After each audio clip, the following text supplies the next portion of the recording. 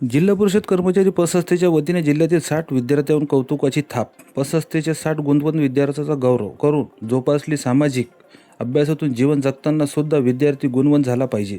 उपशिक्षणाधिकारी प्रदीप गोडे.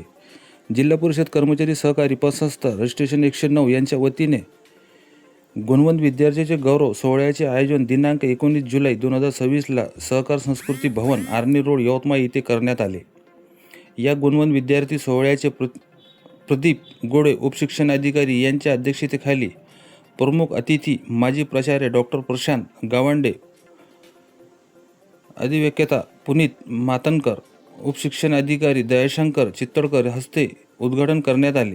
या प्रसंगी मुख्य अतिथी म्हणून पतसंस्थेचे अध्यक्ष महेश सोनेकर, उपाध्यक्ष संजय गावंडे, सचिव संजय बिहाडे, संचालक शरद घरोडे, स्वप्नील फुलमाळी, प्रदीप मोहाटे, सुनीता घुगाने, विजय राऊत, अभिजित ठाकरे, तुषार आताराम, सर व्यवस्थापक मारुती राजगड यांची उपस्थिती होती.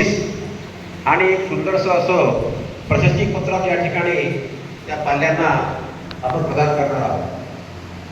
मित्रहो, 10वीमध्ये 12वीमध्ये JEE नीटमध्ये त्या MPSC UPSC मध्ये पात्र झालेल्या विद्यार्थ्यांवर स्तुतीचे गौरवाचे फुलं सर्वच देखतात, ओवाळतात, त्यांचा गौरव करतात.